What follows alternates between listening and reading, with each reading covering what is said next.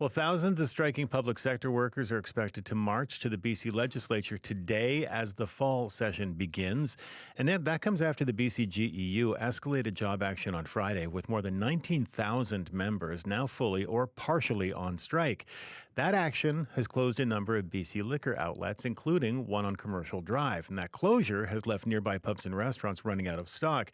Uh, just down the street, though, a private liquor store is open and ready to serve, but it is legally barred from selling its wares to those restaurants and pubs. Our next guest says that's because of a restriction that needs to change. Bo Chen is the executive director of the Alliance of Beverage Licensees. And Bo joins us this morning. Good morning to you. Morning. Thanks for having me on. Thanks for taking the time with us, Bo. What is the state of these hospitality businesses on Commercial Drive as the strike continues? I think right now, as it stands, small businesses are already feeling the impacts of all these strikes, and now we're just trying to roll up our sleeves even further to pivot in a very tough economy.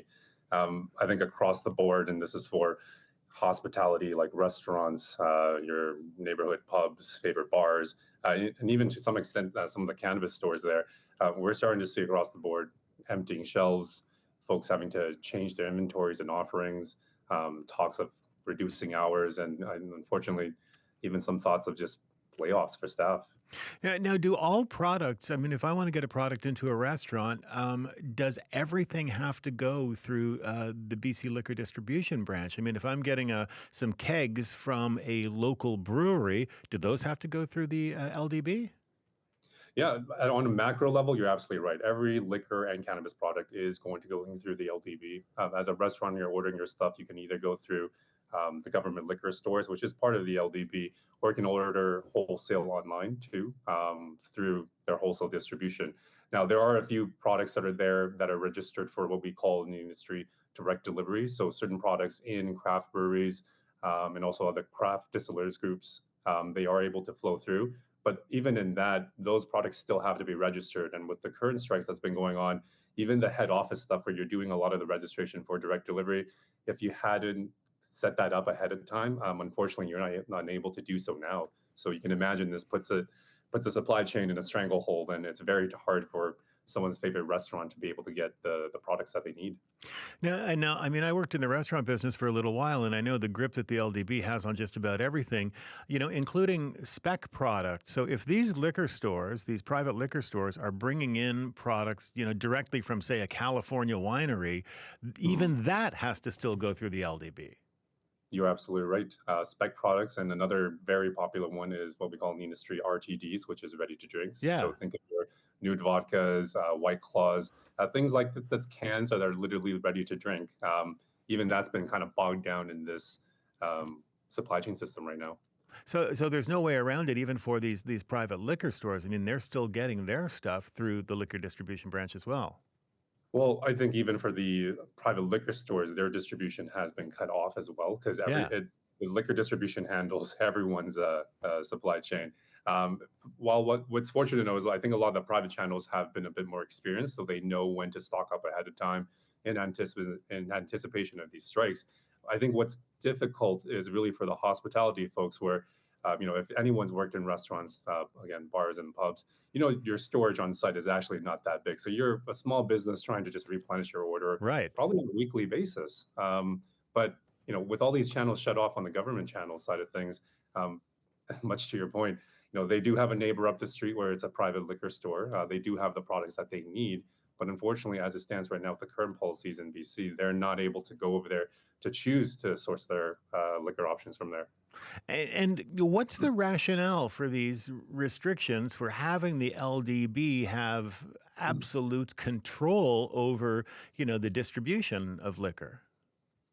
Yeah, that's a great question. I think in terms of rationale, a lot of the policies that we're discussing today, I think they're just legacy policies that were set in place decades ago, really. And until now and more recently, we haven't had a chance to really stress test what the supply chain and the policies look like with the current challenges we're looking at.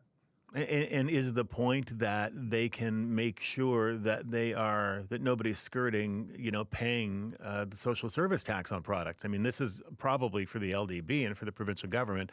This is about generating money. I mean, at least $1 billion a year.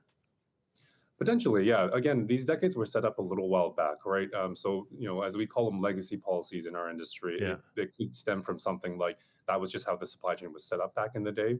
That is just how the attitudes of the government of that day was kind of feeling as far as whether it's public safety or a revenue standpoint. But again, I think a lot has changed with the current landscape in our supply chain, especially in the recent years where we're seeing more of a dynamic from the Yeah. unions. And again, I mean, this is the BCGEU, its members trying to exert some pressure on government, and they're doing that obviously by picketing these liquor stores and limiting, service. Is would allowing restaurants or pubs to purchase from private retailers, would that not undermine, the efforts of the BCGEU? Yeah, it's a great question, and it's very unfortunate in this dispute that small businesses in our industry we're just caught in the middle of Yeah. this, right? We're not part of the dispute. We're caught between two huge entities, and I think the way if you ask the operators in our space, they really just see it as an option to have agency actually in their business, to have the option to choose between if you're sourcing from here or from there, right? I think from a revenue standpoint, it's all good because at the end of the day, you're still making sure that the overall economy of BC is still, stimulated. And the positive of it is also folks that are in these sectors, they can continue to run their business as viable as possible, and at the same time still keep people employed. And so, Bo, what exactly do you and these other businesses want to see the provincial government do then in this circumstance? I think it's just a great opportunity, to take the hard lessons that we're learning in the past recent years and currently right now for our folks, just to assess, what modernization and streamlining of the supply chain looks like, right? The LDB is in charge of now even, liquor and also cannabis. So Yeah. there's multiple sectors that rely on this, and I think if we can take some notes, see what we're learning right now, and just look at what could we streamline down the road to really make sure that you know economy is still strong and small businesses still have a chance of thriving in BC. We're now heading, toward the holiday season. Thanksgiving weekend is coming up. What are these commercial drive businesses doing in the meantime to, get around this? I mean, if somebody is running low on stock right now, what are their alternatives? Yeah, it's interesting. Industry across the board again, we've been just trying to roll up our sleeves even further, right? And credit to where credit's due. A lot of these small business mom and pops, they're very entrepreneurial. They're going to do whatever they can to be persistent. Some folks we've seen try to switch up their current supply.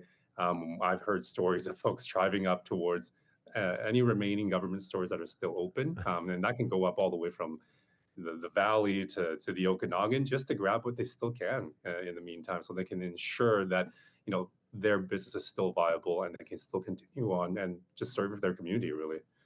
Bo, it's really good to hear you this morning and best of luck to you. Really appreciate your time. Thank you, I appreciate it. Thanks for having me on. Okay, you take care. That's Bo Chen, the executive director of the Alliance of Beverage Licensees. Lots of locations having a difficult time getting their hands on product right now because of the BCGEU strike.